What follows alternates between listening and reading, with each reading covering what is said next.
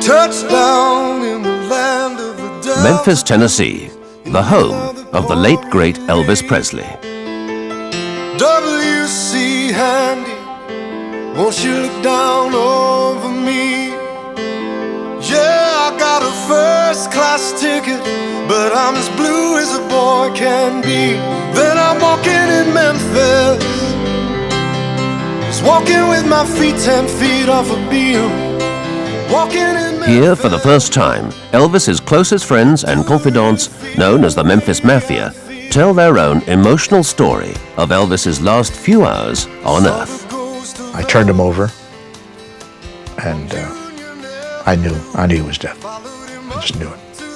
Needless to say, a lot of times I've listened to an Elvis song and just broke down, you know, and cried.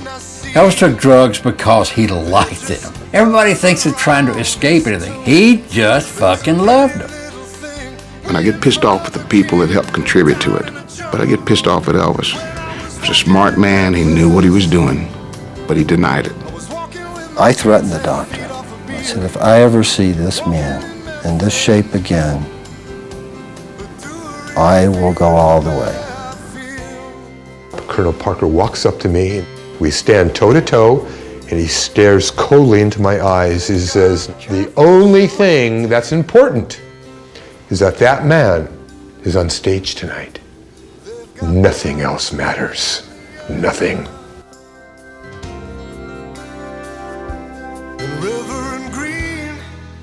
Sun Studios in Memphis. It was here 50 years ago that rock and roll was born. And so began the legend that is Elvis Presley. In the course of a glorious career, Elvis would take the world by storm, starting in 1954 with his first hit, That's All Right Mama. I'm leaving town, baby. I'm leaving town for sure. Well, then you won't be bothered with me hanging around your door, but that's all right. That's all right, mama, anyway. Elvis was a very, very shy, retiring type individual. He didn't like to be around new people. He didn't trust them. He trusted us. We were a source of comfort. He could be what he wanted to be around us. He could be himself. If there was an Elvis himself, and it was around us. Elvis did not make friends easy. He just didn't like to do it. And with us, he didn't have to do it. And with us, we all could be what we wanted to be, and he could be the same. 3 p.m. Thursday, the 15th of August, 1977. Elvis is preparing for yet another back-breaking tour, the second tour of that year. Elvis's girlfriend, Ginger Alden, didn't want to go on tour with him. Ginger was just 21 and not prepared to bow to his every demand, something Elvis was used to, even during his doomed marriage to Priscilla. I'd be lost without your love.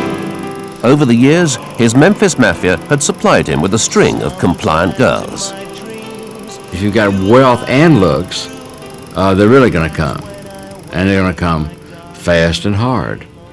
And what you have to do is on a continual basis weed them out. Because you got to weed the squirrels out from the lambs. And the squirrels cause you more trouble than a lamb ever caused you. Not because they eat a lot of nuts, but it's because they're crazy, and this is the problem. He was so charismatic that he would draw, he was like, they were like moths flying around a flame. The girl of my best friend. It's funny to me today because just for the hell of it, one Saturday night, at a time when there was only 7 of us, including Elvis. See, on Friday night and Saturday night, Elvis used to let all the girls in that hung around the gates. And one Saturday night, just for the hell of it, I was bored. So I went around the house and I counted all the women that were in the house with us 7 guys. And this is not an exaggeration. There was 152 women there. Man, I thought I was in heaven.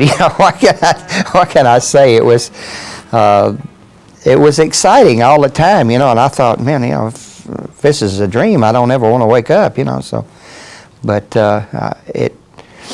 it had its moments too, but, you know, overall, if you look at it, it was such an exciting time. It was something new. Elvis was gifted with the fact that, you know, he was constantly looking for something new to do, and you never knew what this man was going to come up with, you know. The phenomenal part of it was that the screaming and the hollering, and you couldn't hear, they wouldn't stop, and it would, I mean, he could sing a number, nobody even knew what he said. It was just pandemonium, it never stopped.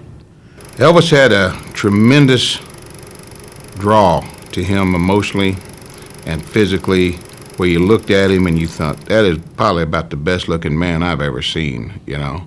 And he just had a charisma about him. He had a way of pulling you in. People call it Southern charm. He had it in spades. 8 p.m. Thursday the 15th of August 1977. Elvis goes to the dentist in search of prescription drugs. He's accompanied by Ginger, Billy Smith, and Billy's wife, Jo. In the movie years, the drugs were in control. The sleeping pills and the uppers for the energy level. I couldn't take them every day.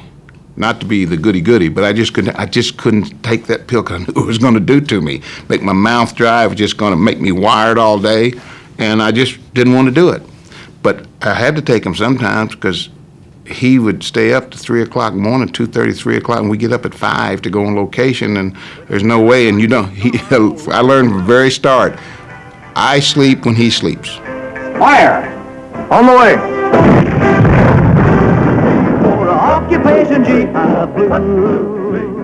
The guys around Elvis, we would just, you know, we stayed wired up all the time. We didn't go to bed till, 2 o'clock in the evening, and it was tiring after a while, and so we'd take a little speed to stay up the next day, and a lot of times we couldn't go to sleep because we were high, and we had to take a sleep pill to go to sleep. And we lived that way for a long time. We really lived hard, but luckily we were young, we could do it.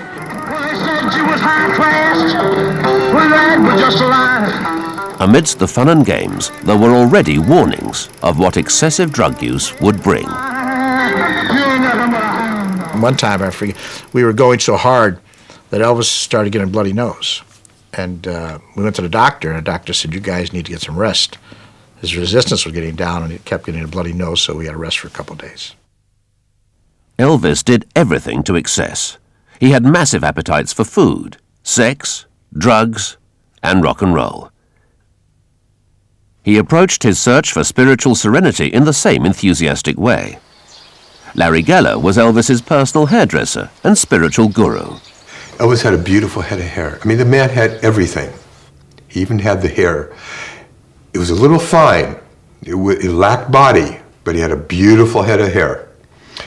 And I remember I sprayed it, and I was molding it, and I said, so what do you think, Elvis? And he said, oh, great, great, great. And he swirled around in his chair. He looked and said, but I want to ask you a question. My hair is great, but what's more important to me is this. What are you really into, Larry? What are you really all about? It really threw me for a loss for a moment. I mean, here's a person who was totally straightforward. And I said, Elvis, I mean, you know that I work with celebrities and I do their hair. This is what I do for a living. But what's more important to me than anything else is my search for truth, to find the purpose for living. I said, look, I know you're Elvis Presley, you're the biggest star in the world. I know this must sound corny to you. He said, wait a minute, Larry, wait. That's not corny at all. You have no idea how I need to hear what you have to say about this. Please, man, just keep on talking. And I did. The Self-Realization Park, which is close to the ocean in Southern California in the Pacific Palisades, was a place that Elvis loved to visit. And the monks that lived there became friends with Elvis. And Elvis would love to just leave the world, walk around the park, enjoy the serenity, and people left him alone. They recognized him, because a lot of people do go there, It's a very special place, and nobody bothers anyone. Elvis would go into the chapel and he would meditate. We would go in the back and speak with some of the monks. They would reveal and explain certain experiences that they would have. We'd walk around the lake. Elvis loved the park. He said, look, how come I haven't an experience? I want to feel God. I said, well, Elvis, look, it doesn't happen like that. When you want something, you want it now and you expect it. You have to be patient and you have to surrender your ego. In his latter years, Elvis embarked on a punishing touring schedule, organized by his manager, Colonel Tom Parker. He didn't like the idea of doing, 2 shows a night, sometimes 3, 7 days a week, and it bothered him. And it festered and festered and festered. It's like when I called him from L.A. when we were going to do that last tour. And I said, you just need to shut it down. I said, fuck the tour. I said, cut it off. Let's just, let's just cancel this tour out. And he said, Lamar, I've got a payroll. Which, when you say that, you go, well, he's right. But at the same time, I told him, I said, listen, you got 2 or 3 guys around here that'll go to Hawaii with you. And I said, we'll hang out and you can just, and you can get yourself back together again. He said, let's talk about that after this tour's over. It sounds like a good idea. He didn't make it. With his records no longer selling, Elvis's only income came from these tours. And being 40 plus, he no longer had a huge following. He was teetering on the brink of financial meltdown. Touring paid the bills for now, but 50% of the income went to Tom Parker. The Colonel, too, was facing bankruptcy. Colonel Parker probably was one of the most degenerate gamblers I've ever known in my life. In Nevada, they used to say his money's not worth anything. He played roulette and would put chips on every number. He would play craps and bet the horn, the center. One night I was up about, I think I was up $50,000, $60,000. Remember, I was running the crap table crazy, and he came up and took my money and put it on Don't Pass. No, on Pass. Yeah. No, Don't Pass. You threw a 7. And I threw a 7 and lost it all. One pop. And I wanted to throw up, but I couldn't. And I said, Jesus God, I said, I've worked my butt off here. I said, he said, how much did you start off with? I said, I started off with $2,000. So he counted out $2,000 and gave it to me. He said, now you're even. And I'm like, God. But I mean, he was right. I was even. Colonel, I was Colonel even. gambled in a way. I only lost $2,000. We all have our little idiosyncrasies. That was and his. his was gambling. And I loved him to death, but he didn't play the game like you have to play it to win. I mean, he would go through with those on roulette, and he would drop 5 or 6 chips there, 2 on that one, 10 or 12 on this one, and that's whatever fell out of his hand. Yeah. That's what he'd do. And when he hit, Yeah. he didn't really win because he had more bet than what it was. But he paid thought off. he did. Yeah. I mean, listen, one night in between shows, this was in '70, and we were at the crap table. And he called me and said, listen, he said, you got to stay with me here. And I said, well, I said, I've got to go upstairs early. He said, no, you stay here. He said, I'll get you up there on time. And I said, okay. So in a period of an hour and a half, he lost over $1.25 million. Come on back and let's play a little house so we can do what we did before. Now, baby, come back, baby, come. One night, I walked down to the casino. I just left Elvis. This is after his show. And I noticed there was a large group of people roped off, and they were all in front of a table watching someone gamble. And as I walked up, it was Colonel Parker, by himself at the table with stacks of chips. And he was playing the sucker's game of all games. It was called the Wheel of Fortune. And the odds of winning that game are the worst. It's better if you play craps or blackjack. At any rate, he's at the table and he spots me in the crowd.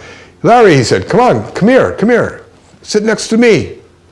He said, I'm not doing too well. I need some luck. Give me some good thoughts, Larry. I said, okay, Colonel, and I felt so uncomfortable. I really did. After about 5-10 minutes, I said, Colonel, maybe you'll do better now. I hope you will, but I have to get back upstairs because Elvis needs me. I told him I was just going to walk down for a few minutes. So I left. The Colonel was there for hours upon hours upon hours until like 5 o'clock in the morning, and he lost $1.5 million that night. As Elvis prepared for his last tour, that would start in Portland, Maine on August the 17th, it was clear that he had no choice but to perform if he were to remain solvent. And for Tom Parker, it was essential that his gambling losses were covered. Elvis had turned into the Colonel's own cash cow. We were on tour in Louisville, Kentucky. And this was about 4 months before Elvis passed away. And Elvis, the night before, had a very difficult time. He felt he had a fever. He felt nauseous. He felt flu-like. He couldn't sleep. He had a very, very difficult night. It was late afternoon, and Dr. Nick was Elvis's doctor, who traveled with us, was in the bedroom with Elvis. I was in the front room. The television was on, and there was a pounding on the door, which was very unusual because we owned that floor. No one was allowed there. We had security cops positioned in front of the elevators. Everything was blocked off. So who would knock on the door like that? So I immediately walked over to the door, looked through the peephole, and there's Colonel Parker, who never came to visit Elvis on tour. I opened the door. I said, "Colonel." He said, "Where is he?" I said, "Well, he's in the bedroom. Let me tell him you're here." He said, "No, I'm going right in." So he, with his cane, he walked past me. He opened the door, and this is what I saw. Dr. Nick was holding Elvis's head. Elvis was in the bed, semi-conscious, almost comatose. And he was moaning. He was in such bad shape. And Dr. Nick was dunking Elvis's head into a bucket of ice water to revive him. The door closed. And I thought immediately, okay, this is good. This is good. Now the old man, Parker, is going to see what's going on here. He's going to see how bad, the bad shape Elvis is in. And he's going to do something about it. I mean, he can't allow this to go on. It's inhuman. 90 seconds later, the door opened up. Colonel Parker walks up to me and and I get up. We stand toe to toe, and he stares coldly into my eyes. He says, "Now you listen to me. The only thing that's important is that man is on stage tonight. Nothing else matters. Nothing." There's a lot of them. I can't think of any right offhand. I like to live up to my reputation of being a nice guy. This is it, folks. Beautiful, baby. While committed to a hectic touring schedule at the behest of the Colonel, and with mounting financial and physical problems, Elvis and his mafia had become more and more isolated from the real world. Well, I knew over the years Elvis was very isolated from the outside world. We didn't know what was going on in the outside. We very seldom read the paper. We watched a lot of sports, a lot of TV shows. We didn't hardly watch the news. We were very, very much hidden from everything going on the outside. We lived in an insulated world within our own group. And our group, I mean, somebody said that Elvis really never left his bedroom. Well, he didn't. Elvis would get on his airplane bedroom and go to a hotel bedroom, and would go from a hotel bedroom to his Graceland bedroom. Elvis, over the years, every once in a while, he'd get like that. He'd go to his upstairs, and he might spend a week or two and not even show his face. But that was only like a week or two. Now we're talking about months, you know. 10 p.m., August the 15th, 1977. The guys were assembling in Memphis for what would prove to be one tour too far. By the mid-70s, Elvis's drug habit had become a serious threat to his life. In 1975, what I had been seeing a little bit of the previous year or so was getting worse, and I was very concerned about his health. It wasn't like it had been before when he was taking the uppers and the sleeping pills. When he started experimenting with the down stuff, that's when we started getting concerned, all of us, not just me. The down stuff is like Demerol and things like that, pain medication that brings you and lets you down and you kind of just float, Dilaudid is like a synthetic and is 5 times more powerful than pure morphine, mostly given for cancer patients, terminally ill cancer that just couldn't handle the pain. But see, in his mind were not illegal drugs. These were prescription drugs. Now, the doctor's writing them for him. He's abusing them, but they're not illegal drugs in his mind. I got a call from Elvis saying, "Jerry, can you help me?" And I said, "What are you talking about?" And he said, I'm on the floor, I can't get up. And I said, "Who's there?" And he said, "Nobody." So I ran downstairs. I don't know what car I got into, whatever. Went to the doctor's house, and sure enough, Elvis was there. This was a proud man. And, he was even proud around us. And this broke my heart. And he was on the floor. So we picked him up, put him in bed. His legs really just wasn't working.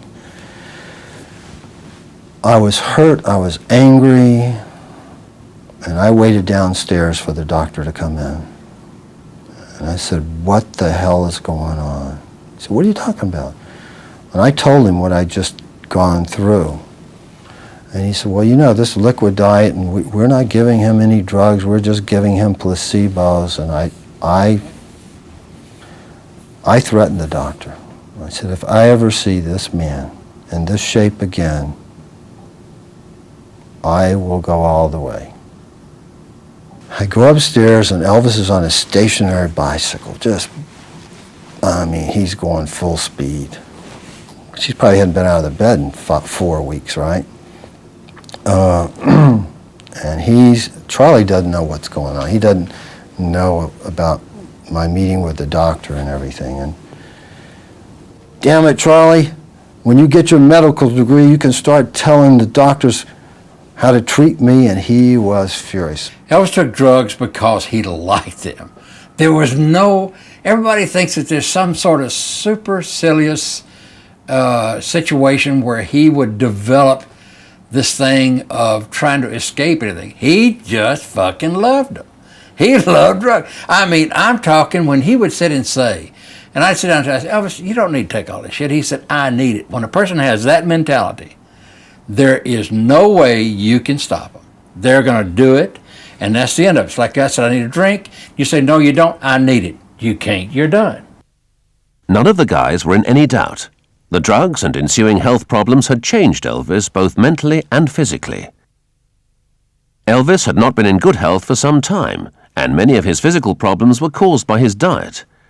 Elvis had eaten typical Southern cooking all his life, mostly fried and deep-fried and refried dishes, a diet certainly not conducive to good health. He would eat crisp bacon, sliced tomatoes, mashed potatoes and gravy, and sauerkraut, believe it or not, and mix it all together and eat it, and loved it. And Elvis would eat stuff till he got tired of it, and then he wouldn't eat anymore. So he got off of it. The last year of Elvis's life, he went back to eating mashed potatoes, sauerkraut, sliced bacon, sliced tomatoes, bacon, sliced tomatoes, very crisp. And I said, "You know what you're doing here?" "What do you mean?" I said, "You're back, it's the way you used to eat in 57. He said, "Never thought about that." Elvis had a lot of physical problems that were really eating away at him. He had glaucoma. He had hypertension. Do you know that every night after a show, his blood pressure would shoot up to 180, 200 every night? And that's a tremendous strain on the heart. Elvis had a spastic, twisted colon.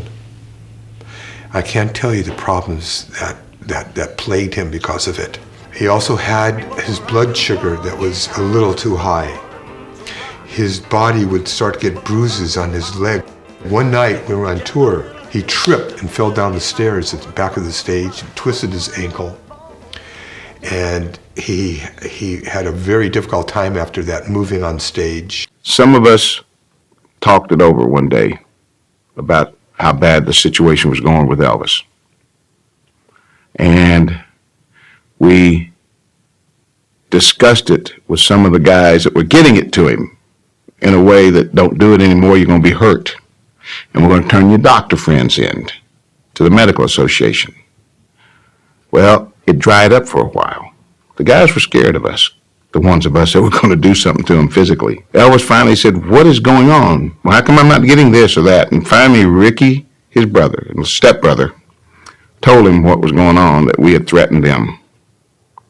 Elvis called us in on the carpet, told us we better stay out of his business. It was none of our business. He was in charge. He knew what he was doing. He needed it right now. He was asked, well, what happened to the good old days when you didn't need it? And he said, there are no more good old days. So he said, if you don't stop it, you're going to be looking for other jobs. We didn't stop it. 3 or 4 months later, we were fired by his order through his father. He was told, we know from Linda Thompson, she was present. Elvis told his dad to give us enough money to live on for 2 or 3 months, because he was going to hire us back. Not Dave, but the other 2 of us. And give him enough money to live on. The amount mentioned was $5,000. He said, I've just got to show him I'm still the boss. Well, instead of his dad doing that, he called us in on the phone. He gave us 3 days' notice and 1 week's pay and said goodbye. Midnight, August the 15th, 1977. Waiting for the tour to commence, the guys knew Elvis was unhealthy, but they still believed nothing could touch or hurt him. August 15, 1977, I flew in from Los Angeles getting ready to do a tour. That next day, we were supposed to leave for Portland, Maine. And we were sitting around the kitchen talking, and Elvis was upstairs with Ginger Alden's girlfriend at the time, and Billy Smith was there and his wife, and they leave. We just ate dinner, the guys, a couple guys sitting around talking about tomorrow, what we got to do. I call upstairs, and I say, Elvis, I'm here, anything we need, anything I should know about, anything you need for tomorrow, and he was fine. He seemed very well. 3 or 4 o'clock, I don't remember exactly what time it was, but he called out at the house, and he said, would you and Joe come out, and me, you, and Joe and Ginger go down to the racquetball? I said, sure. So we met there about somewhere around 4:30, I guess. And it was Joe and Ginger, and then Elvis and Ginger, and then me and Joe, and then me and Elvis. And then time it got to me and Elvis, well, it done got down to silliness. It was no longer a racquetball game. Though we were getting exercise, we were trying desperately to see who could nail the other one with the ball, And then he finally swung so hard he missed, and he hit himself on the shin, and that ended the game right there. He went complaining about it hurting. So I raised his pants leg up there, and I looked at it, and I said, it's not bleeding. I said, it can't be hurting. Then he got into a kind of a melancholy mood. He went to the piano, and he was playing different songs for Ginger and us. And then that lasted maybe 15, 20 minutes. Lost in his music, it was as if Elvis was 21 again. Live near or far away, I'm always longing for the day, my darling, you are home to stay. I'd be lost without your love. And then we went back to Graceland. I went upstairs and I washed and dried his hair for him. And we talked in the bathroom. He even told me, he said, I'm going to try to make this the best tour ever, And he said, I'm going to try to go to sleep. I said, okay. I said, you need me, I'll be at the house, And I assumed he was going to bed. His mood swings were more frequent. Elvis Presley was always an upbeat person. He really was, and I guess that's one of the things more that made you, like to be a part of that, because he was, and then to see him have these mood swings, more frequent, and it was scary. It really was, and I didn't like it. To be honest with you, I just didn't like it at all. I would say that Elvis started slipping after he accomplished that feat of the 1.5 billion people watching him live from around the world on that satellite show. From that point on, I would say it was just a slowly slide. No up and down, just slowly slide. I tried not to let his moods a lot of times affect my moods. If I did, we were both in the pits of hell at that time, literally. And so therefore, when I thought he was down, I was going to try to be up. And when he was up, I was automatically up. I mean, I was in tune to him. But it was difficult. It was hard, and you want to just say, God, man, come on. It's not too late, Get a grip in your life, and get away from the drugs, Don't use them. You don't have to. And take a little time off. Nothing's that impressing. You don't owe anybody anything. If you get rid of me tomorrow, and I told him that, and I meant it from the bottom of my heart, if you get rid of all these guys, they will understand. And if they don't, they were not your friends to start with. But take some time off. And he'd just look at me and say, I can't. I owe too much to too many people. We lived a wild and fast life in those matter of years that he was on Earth. So, like that song, he did it his way. I'm not giving the song any credit, but I wish he would have changed and did it our way, but he did it his way. We could talk to him at times. He'd sit and agree. He'd say, yeah, I'm going to change my life. Yeah, I'm not ready. I'll do it when I'm ready to do it. And we all had that hope, because the last vacation in March of 1977, we all went to Hawaii. We had a great time. He was in a great mood. He was out there on the beach having a good time. He was overweight at the time, but he was smiling. We thought, hey, this is a good chance. He cleaned his act up for about 30 days or more. But then all of a sudden, boom, right back again. At Graceland, Elvis now faced the grind and rigors of yet more performances, with the backup of his friends.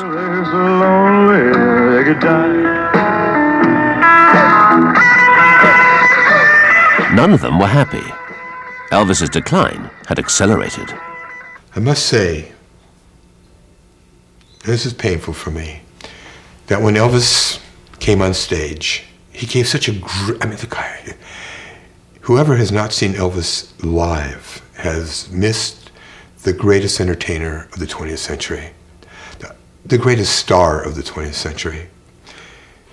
But when I saw him, my heart sank, because I knew that something was wrong. I could see it in his eyes. I saw it in his face. I said, he can't last like this another 5 years.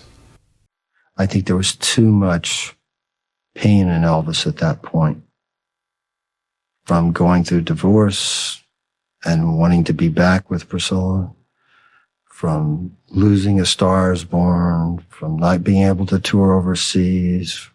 His health was giving away. He had a bad colon.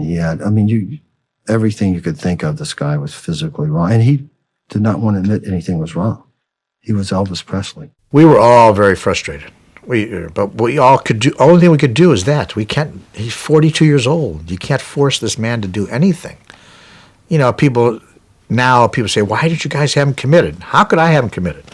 He's 42 years old. I can't have him committed. Even his father couldn't have him committed. You can't prove he's crazy. Your hands are tied. Your hands are tied. I didn't lay back in the later years. That last year and a half, I didn't lay back. I said what I wanted to say. The hell of it is, after all, I look back on it, it didn't do any good, and that's what hurts more than anything. I feel that Elvis did feel there, possibly, I wasn't there, but I have a feeling that last year I wasn't there, that he was feeling, was he ever going to be able to do it? Was he ever going to be able to stop it? And I don't know what his answer was. I've always said that Elvis was like a artillery shell. They loaded him up, fired him, and he fell out of the ark. And I think the horrendous part of it is that we could not stop it. I think to the day I die, that'll be one of my burdens. And we tried and we tried, but we couldn't. He was his own worst enemy. 6 a.m., the 16th of August, 1977. Elvis was restless. He told Ginger he was going to read in the bathroom. 2 p.m., the 16th of August, 1977. Ginger went to the bathroom to check if Elvis was okay.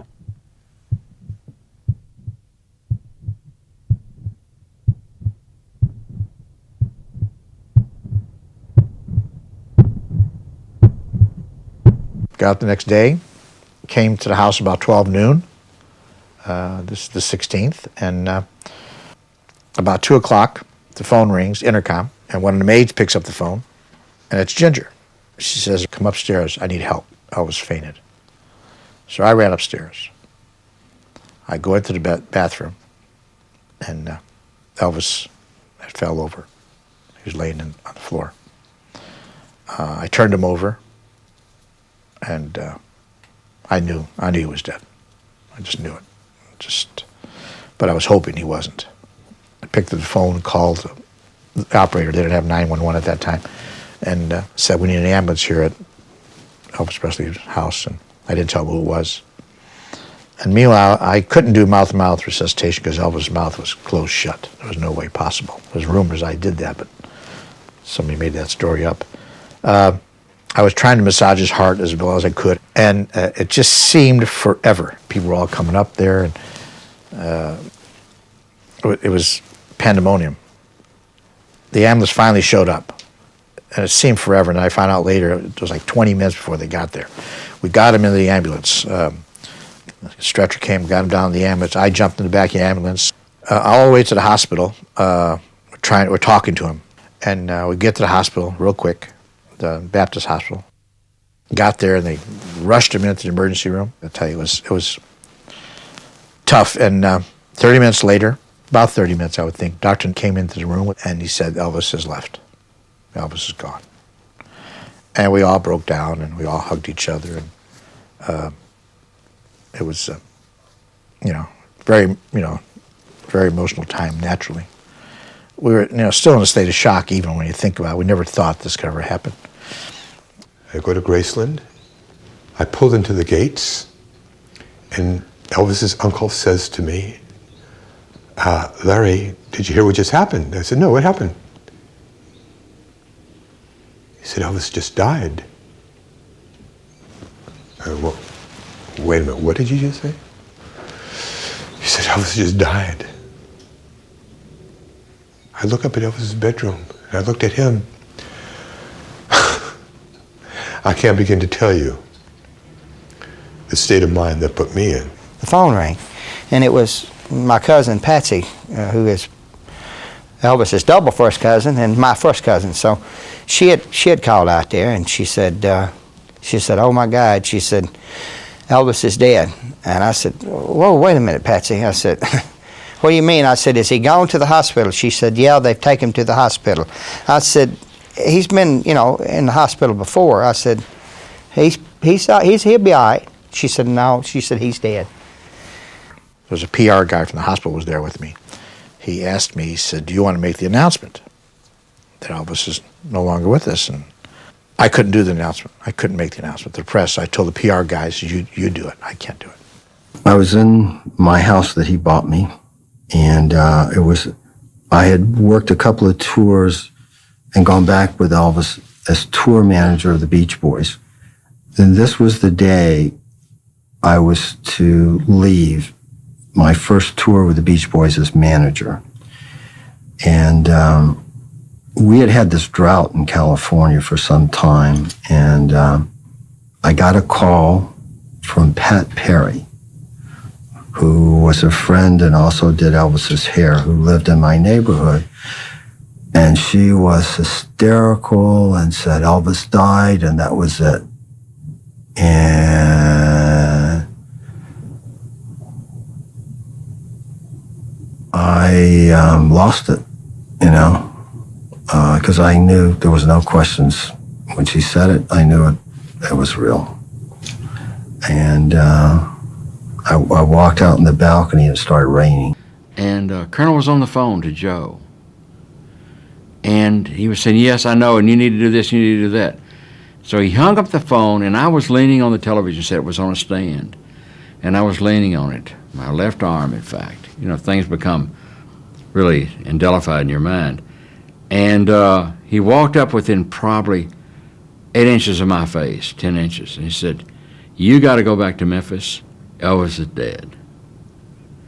And I looked at him, and it hit me like a sledgehammer. And I looked at him and I said, listen, I said, you know what? I said, you finally ran him to the ground, didn't you? And he got mad at me. I said, you know what I'm talking about. I said, y'all wouldn't let him up. You kept working him. You kept working him. He said, you need to leave. And I said, yeah, I'm going to leave to keep from knocking your damn teeth out. When they brought him, you know, to the house and all the next day, I had some relief, you might say, when I saw him, because I realized it's true, you know. You've got to accept it. It's true. Whereas before I could believe, you know, that he was just sick, you know, in the hospital. I was just hearing what they wanted to tell me. But when you see the real thing, then you know it's there, and you got to deal with it. I got into the house, and there is a group. A lot of the guys are there, and there's little Lisa Marie walking around saying, "My daddy is dead. My daddy is dead." Vernon, his father, is sitting in a chair. He said, "Larry, Larry," and I run over and I collapse into his arms. What am I going to do? What am I going to do, Larry? He said, "Larry, you're going to have to go do Elvis's hair. You got to go to the mortuary, Larry. You know how he would like to look." I said, "Don't you worry, Mr. Presley. Don't you worry. I'll go." And I would have never, ever thought he would have died. We all talked about it, but he's too strong. He was too strong of a person, we said. He's going to change his life. And he didn't. It was tough. It got to a point where a lot of guys didn't want to talk about it. I think that he had so much to give. And here it is, you know, he hits the floor and died by himself. And I think that's horrible. I think that, I mean, nobody wants to die. And nobody wants to, especially die alone, I don't think. It'd have been so nice if we all could have been around him. But, I mean, as it was, he fell forward on the floor and died. It's horrendous. I was led by these police officers into a brick building that was very cold, very dark. It was a long corridor. I walked down this corridor, and all I could hear was my heart beating, thumping, boom, boom, boom. And I stopped in my tracks because I saw what was in the other room. There was a table.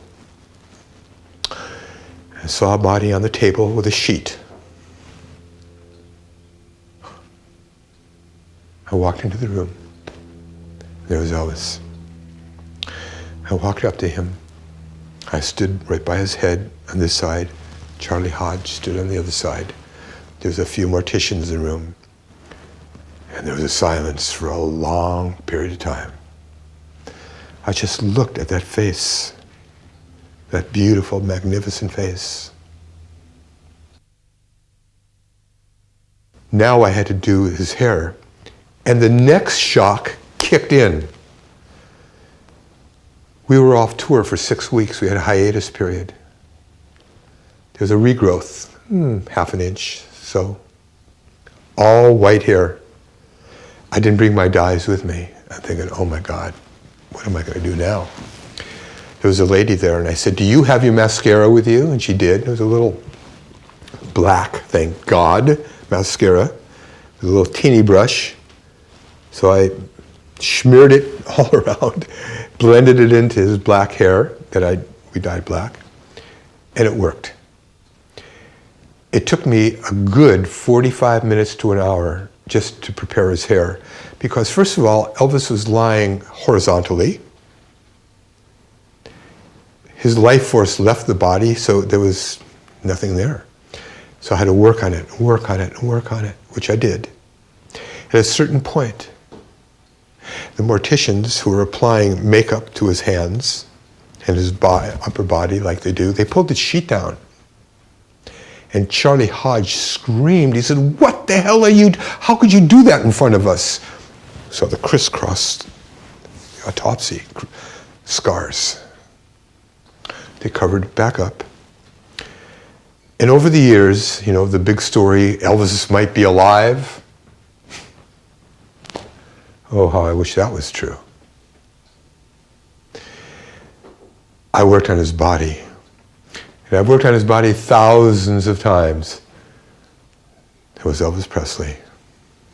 That's it. There's no doubt about it. And memories just started cascading down. Memories of the first night that I met Elvis, telling me how I must have been plucked out of the millions and millions of lives to be Elvis. There has to be a reason. And things of the last 13, 14 years. It was so unbelievable, so surrealistic. At a certain point, I thought, no, wait a minute, this isn't real. He's sleeping. He's going to open his eyes. He's going to imitate Chief Inspector Clouseau from the Peter Sellers Pink Panther movies. Elvis knew all the lines. He was going to wake up and sit up and say, "Hey, what the hell's going on here? Let's get back to Graceland." No. I understood exactly what was happening. I understood this is the corpse of Elvis Presley, and his life force, his soul is not in that body anymore. Vernon Presley, Joe Esposito, and a few of the guys, Jerry Schilling and a few others, we walked up to see Elvis for the very last time, because now he's going to be interned. Someone took his TCB ring off, and the lid of the coffin is coming down, and I'll tell you right now, purposefully, consciously, right before the lid came down, I put my hand in, and I put my hand right on his forehead and said goodbye. And I wanted to be the last person to touch him. The lid came down, and I was. The funeral, during the funeral, some weird things happened, you know. We got ready to load the casket into the hearse. After we loaded it and all of a sudden this tree limb broke and made a hell of a sound, really did, made a crashing sound. It was not that big a tree limb, but it was big enough. And to look at it, it looked green. It didn't look like it was rotted and fell. It looked, everybody kind of looked at each other, and of course I think Lamar said something, you know, said, "Well, he's still at work," or something like that, you know. Then we got to the mausoleum, and they had him set up, and there was this little round window up above, and it faced east and west.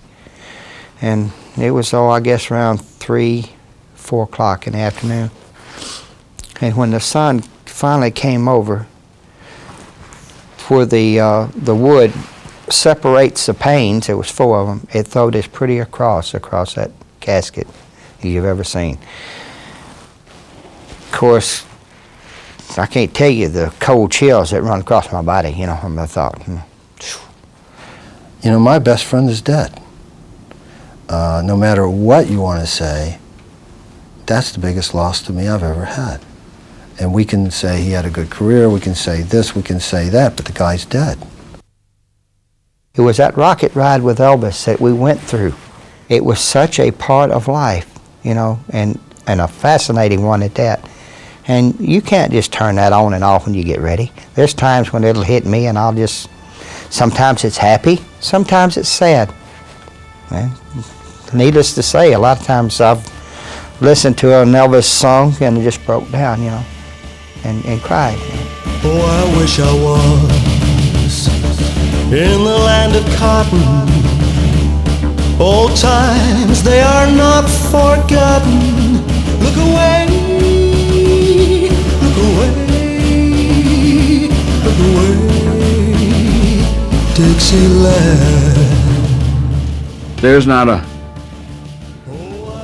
day that goes by I don't think about him. I have dreams about him. I've had him, my last wife. One night I just jumped up in the bed, sitting straight up.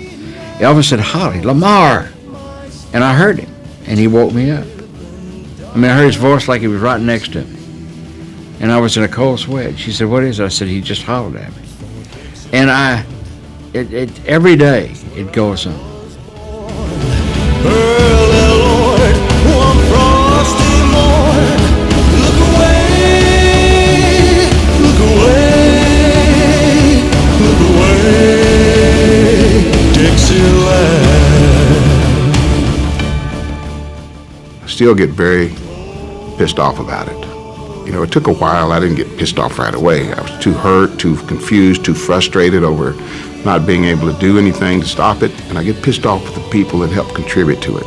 But I get pissed off at Elvis. He was a smart man. He knew what he was doing, but he denied it. Maybe he really couldn't see any way out of changing. He mentioned it to Billy, his cousin. Billy told me that last year when we weren't around. That he mentioned to him that, you know, maybe he did sometimes take a little bit too much medication.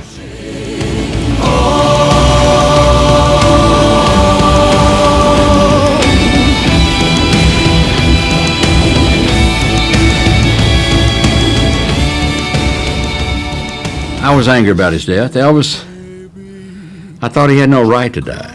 I thought he had no right to die at that age. I think that he left too much on the table. If anybody ever left too much on the table, Elvis did. Bound to die, but all my trials, Lord, soon be over. I just flashed back to all the good times we were having there. You know, the parties up at the pool and smiling and laughing and having good times, but it's never going to happen again.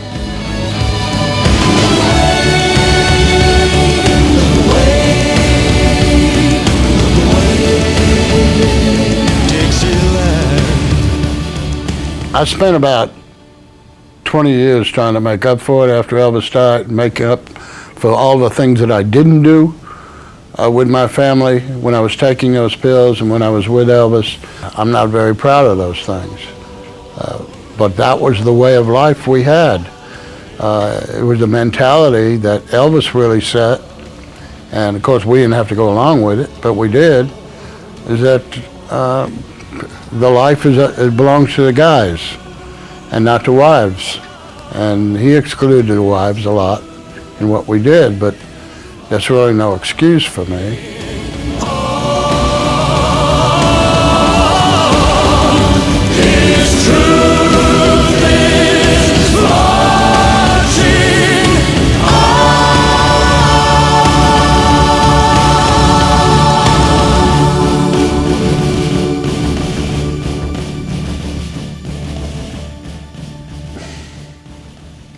The impact upon my life has been so profound. Not just meeting Elvis and working for him and having the unique relationship that I did have with him, but his death. You know, the day he died, and then I went to the mortuary to do his hair, I thought to myself then and there, I'll never be the same again.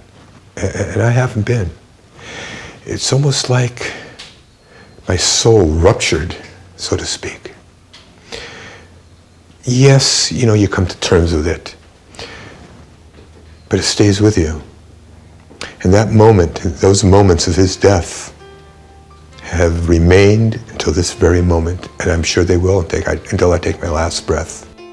Put on my blue suede shoes and I boarded the plane. Touchdown in the land of the Delta Blues, in the middle of the pouring rain. W.C. Handy, won't you look down over me? Yeah, I got a first class ticket, but I'm as blue as a boy can be. Then I'm walking in Memphis, just walking with my feet 10 feet off a beam. Walking in Memphis, but do I really feel the way I feel? Saw the ghost of Elvis on Union Avenue, followed him up to the gates of Graceland, and I watched him walk right through. Now security, they did not see him, they just hovered round his tomb. But there's a pretty little thing waiting for the king down in the jungle room. When I was walking in Memphis, I was walking with my feet 10 feet off a beam. Walking in Memphis, but do I really feel the way I feel?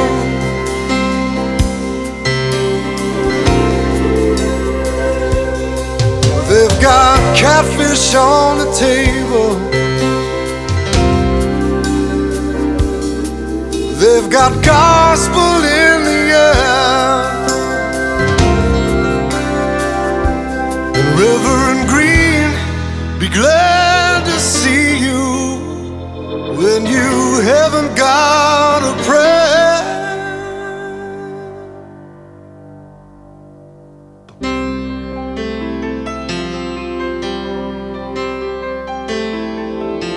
Put on my blue suede shoes and I boarded the plane. Touchdown in the land of the Delta Blues, in the middle of the pouring rain. Touchdown in the land of the Delta Blues, in the middle of the pouring